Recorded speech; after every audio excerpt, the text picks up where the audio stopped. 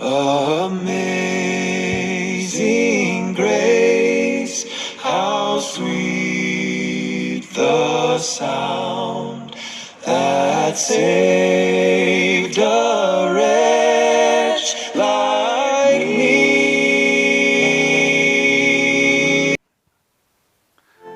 Shalom, selamat pagi, semangat pagi Bapak Ibu dan Saudara-saudara, jumpa lagi dalam Sapaan Pagi Bahtera Kasih. Kita mengucap syukur karena kita semua boleh dibangunkan di pagi hari dengan tubuh yang saya percaya kita diberkati dengan tubuh yang diberkati untuk melakukan berbagai tugas tanggung jawab kita pada hari ini untuk memuliakan nama Tuhan. Tetapi sebelum kita memulai aktivitas itu, mari bersama-sama kita merenungkan firman Tuhan melalui sapaan pagi pada saat ini. Dan untuk itu mari kita berdoa memohon pimpinan Roh Kudus. Bapa di dalam sorga, Bapa yang kami sembah dan kami muliakan dalam Kristus Yesus Tuhan dan Juru Selamat.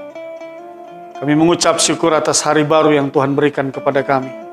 Sebelum kami bekerja dan melayani, kami berkarya di tengah berbagai tugas tanggung jawab yang Tuhan percayakan. Maka biarlah kami diperlengkapi dahulu dengan firman Tuhan. Sehingga apa yang kami katakan, kami pikirkan, dan kami perbuat, semua sesuai dengan apa yang Tuhan perintahkan dan kehendaki. Bersabda dan berfirmanlah ya Bapa, demi Kristus Yesus Tuhan dan Juru Selamat, kami mohonkan tuntun kami juga dalam kuat kuasa Roh-Mu yang kudus. Amin. Bapak Ibu dan Saudara-saudara, mari kita baca firman Tuhan pada pagi hari ini terambil dari kitab Keluaran pasal 21. Kitab Keluaran pasalnya yang ke-21, ayatnya yang ke-22 sampai dengan ayat yang ke-25. Mari kita siapkan bersama Keluaran pasal 21 ayat 22 sampai dengan 25. Bagian firman Tuhan ini memberitakan, apabila ada orang berkelahi dan seorang dari mereka tertumbuk kepada seorang perempuan yang sedang mengandung sehingga keguguran kandungan, tetapi tidak mendapat kecelakaan yang membawa maut, maka pastilah ia didenda sebanyak yang dikenakan oleh suami perempuan itu kepadanya, dan ia harus membayarnya menurut putusan hakim. Tetapi jika perempuan itu mendapat kecelakaan yang membawa maut, maka engkau harus memberikan nyawa ganti nyawa, mata ganti mata, gigi ganti gigi, tangan ganti tangan, kaki ganti kaki, lecur ganti lecur, luka ganti luka, bengkak ganti bengkak. Demikian pembacaan Alkitab. Bapak Ibu dan Saudara-saudara, opa oma, anak cucu yang diberkati dan dikasihi oleh Tuhan Yesus Kristus. Bagian firman Tuhan ini dimulai dengan kalimat apabila ada orang berkelahi. Nah, ini lagi berkelahi lagi. Kemarin pagi bertengkar, yang dibicarakan hari ini soal perkelahian lagi. Ini mau mengingatkan kembali kepada kita. Memang hal untuk menjaga kedamaian hati itu penting. Karena apa? Karena orang kalau hatinya tidak damai, bisa menimbulkan amarah, amarah bisa menimbulkan pertengkaran, pertengkaran ya sama juga bisa menimbulkan sesuatu hal yang tidak baik, termasuk di dalamnya perkelahian, perseteruan, perselisihan lagi-lagi. Jadi sekali lagi pesannya tetap sama dengan pesan firman dalam sapaan pagi kemarin pagi. Jangan bertengkar, jangan berkelahi, jangan simpan amarahmu, jangan panas hati. Karena pertengkaran, perkelahian, amarah itu tidak mengerjakan apa-apa di hadapan Tuhan.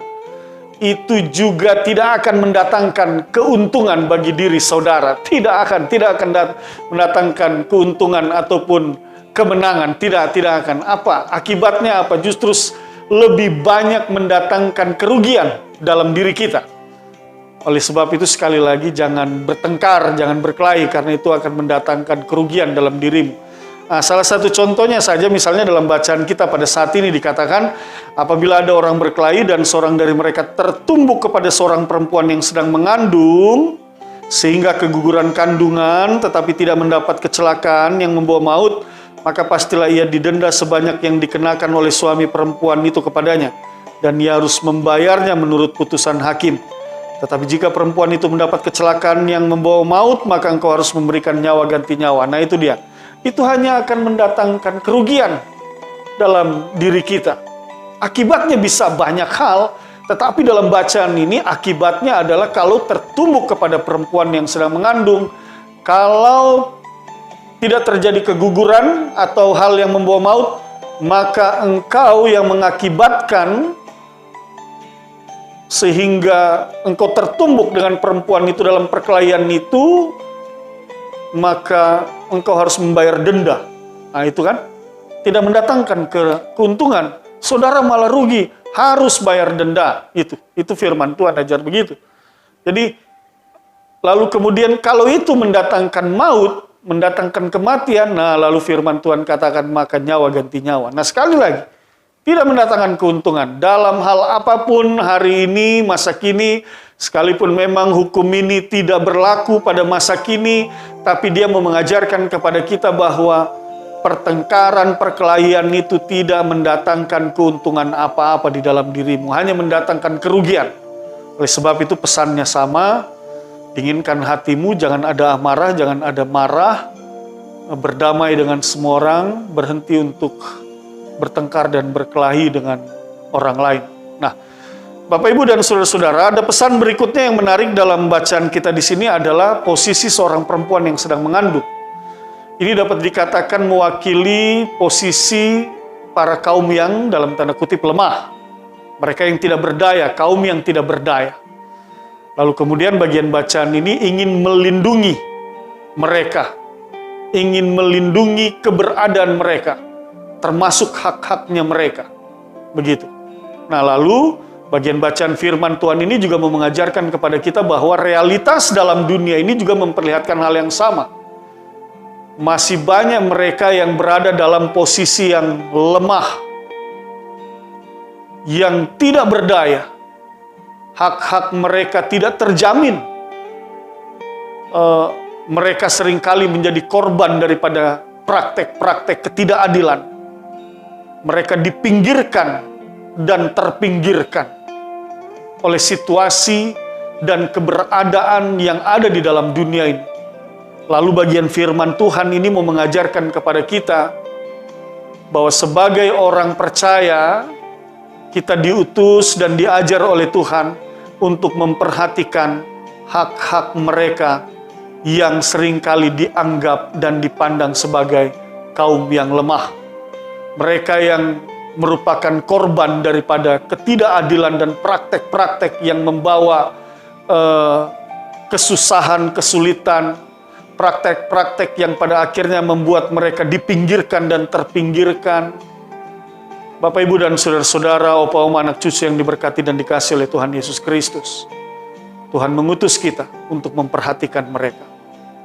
Oleh sebab itu, sebagai gereja Tuhan, kita juga harus sadar dengan baik dan benar bahwa kita diutus untuk melindungi mereka yang lemah. Bukan sebaliknya. Kita hadir di dalam dunia ini di tengah-tengah kehidupan keluarga, jemaat, masyarakat. Justru kitalah yang pada akhirnya melakukan praktek-praktek ketidakadilan itu dan pada akhirnya mendatangkan malapetaka, kesusahan dan kesulitan bagi mereka kaum yang dianggap lemah. Jangan hal itu terjadi. Sekali lagi, sebagai orang yang diberkati, sebagai orang percaya, sebagai orang yang beriman kepada Tuhan Yesus Kristus, kita mencontoh dan meneladani Tuhan Yesus. Dia datang, dia memperhatikan, dia peduli, dia hadir di tengah-tengah kaum yang lemah, kaum yang dianggap berdosa, kaum yang disudutkan, kaum yang dipojokkan. Dia hadir di sana. Orang-orang yang tidak layak di dalam dunia ini, di mata dunia ini, Tuhan Yesus hadir di sana. Karena dia datang, dia katakan, seorang yang sakit membutuhkan tabib. Aku datang untuk mereka yang berdosa. Itu dia. Itu bagian-bagian daripada kalimat-kalimat apa yang pernah diucapkan oleh Tuhan Yesus. Dia hadir di tengah ketidakberdayaan manusia. Oleh sebab itu, hal ini juga mau mengajarkan kepada kita semua bahwa kita diajar dan diajak untuk hadir di tengah-tengah ketidakberdayaan manusia. Apakah itu mereka yang tidak berdaya oleh karena sistem yang ada di dalam dunia ini yang membuat pada akhirnya mereka tidak berdaya akibat perbuatan orang lain, praktek-praktek ketidakadilan. Tetapi sekali lagi sebagai gereja Tuhan, sebagai persekutuan orang percaya, sebagai pribadi-pribadi yang sudah dimerdekakan oleh karya Tuhan Yesus Kristus, maka hadirlah di tengah-tengah mereka yang membutuhkan pertolongan dan kekuatan. Sekali lagi, jangan kita justru yang membawa pergumulan dan persoalan itu bagi sama kita, tetapi biarlah kita menjadi alat Tuhan di dalam melepaskan setiap orang dari pergumulan dan persoalan hidup mereka. Bapak, Ibu, dan saudara-saudara, saya ingin mengajak kita untuk melihat satu nats bersama-sama. Kita boleh lihat di dalam ayatnya yang ke Injil Matius pasal 18. Ya. Ini saya ingin mengajak kita untuk merenungkan bagaimana sesungguhnya kita menasehati orang lain supaya mereka itu jangan bertengkar, jangan berkelahi, jangan mendatangkan kesusahan bagi orang lain. Firman Tuhan katakan demikian. Dalam Injil Matius pasal 18 ayat 15, apabila saudaramu berbuat dosa, tegurlah dia di bawah 4 mata. Jika ia mendengarkan nasihatmu, engkau telah mendapatnya kembali. Jika ia tidak mendengarkan engkau, bawalah seorang atau 2 orang lagi, supaya atas keterangan 2 atau 3 orang saksi, perkara itu disangsikan. Ayat 17, jika ia tidak mau mendengarkan mereka, sampaikanlah soalnya kepada jemaat, dan jika ia tidak mau juga mendengarkan jemaat, pandanglah dia sebagai seorang yang tidak mengenal Allah atau seorang pemungut cukai. Sampai di situ. Bagian firman Tuhan ini mau mengajarkan juga kepada kita bahwa kalau ada orang yang mendatangkan kesusahan bagi orang lain, ada orang yang sedang berkelahi, bertengkar, ada orang yang sedang melakukan praktek ketidakadilan, tegurlah dia. Nah, ini kata tegurlah ini mengandung nasihat. Nasihati dia. Menegur dengan baik, menasehati dengan baik, menegur dengan kasih dan menasehati dengan kasih.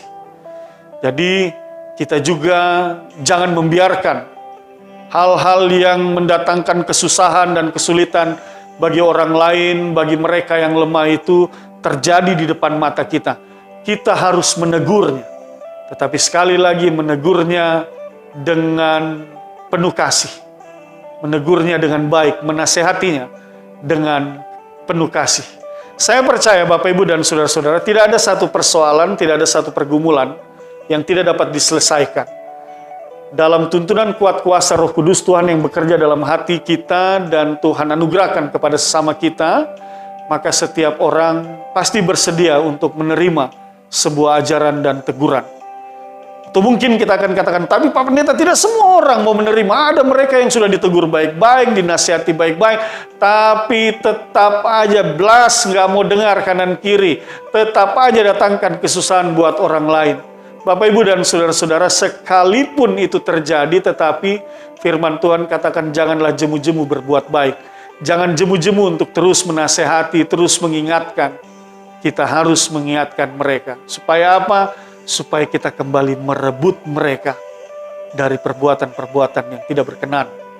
Begitu perbuatan-perbuatan yang jahat. Supaya mereka juga dimenangkan.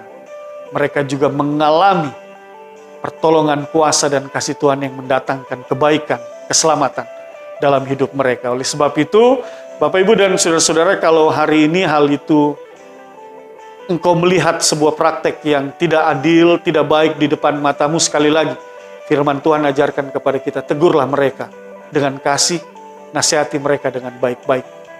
Dan kalau hari ini mungkin engkau sadari, sepertinya saya juga termasuk orang yang seringkali mendatangkan kesusahan bagi orang lain dengan pikiran-pikiran saya yang negatif, mulut saya yang tidak baik ini, bicarain orang lain, jatuhkan orang lain, banyak orang yang lemah, saya tidak perhatikan hak-haknya, malah saya tindas. Bapak, Ibu, stop itu. Kalau itu engkau sadari bahwa engkau melakukan hal itu, bertobat. Berhenti dengan semua itu. Karena segala perbuatan jahat, sekali lagi firman Tuhan katakan, orang-orang yang jahat akan dilenyapkan. Jangan lakukan itu. berbaliklah ke perbuatan-perbuatan yang mendatangkan kebaikan, yang mendatangkan sukacita, yang mendatangkan damai sejahtera kepada sesama kita. Maka akan indah hidup ini ketika kita melakukan hal-hal yang baik di dalam hidup ini. Oleh sebab itu sekali lagi firman Tuhan mau mengajarkan kepada kita, mari lakukan hal-hal yang baik, perhatikan mereka yang lemah, kaum yang lemah, bahkan penuhi hak-hak mereka, ulurkan tangan, jadilah orang-orang yang boleh dipakai oleh Tuhan, mendatangkan kebaikan, mendatangkan berkat bagi sesama kita. Dan sekali lagi, di atas semua itu Tuhan ditinggikan, Tuhan dimuliakan, kita semua bersuka cita dan damai sejahtera Tuhan sungguh kita alami di dalam hidup kita, bahkan dengan sesama kita. Mari kita berdoa. Bapa di dalam surga, kami mengucap syukur dan berterima kasih atas firman. Teguhkanlah firman ini dalam hati dan pikiran kami. Kami mau menjadi orang-orang yang peduli untuk mendatangkan kebaikan bagi sesama kami, melindungi mereka yang lemah, mengangkat mereka yang terjatuh. Mampukan kami semua melakukan itu sesuai dengan kehendak-Mu ya Tuhan. Jauhkan kami dari keinginan untuk menyusahkan dan menyulitkan orang lain. Tetapi biarlah melalui hidup kami nama Tuhan ditinggikan dan dimuliakan, karena orang lain boleh melihat segala perbuatan-perbuatan yang baik yang Tuhan ajarkan kepada kami mau teruskan kepada sesama kami. Berkati opa oma, anak cucu, bapak ibu, saudara-saudara, berkati mereka yang lemah dan sakit, Tuhan mari sembuhkan dan pulihkan, jaga dan pelihara kami semua, ampunkan dosa dan kesalahan kami dalam nama Tuhan Yesus kami berdoa. Amin. Selamat pagi, Tuhan berkati kita semua.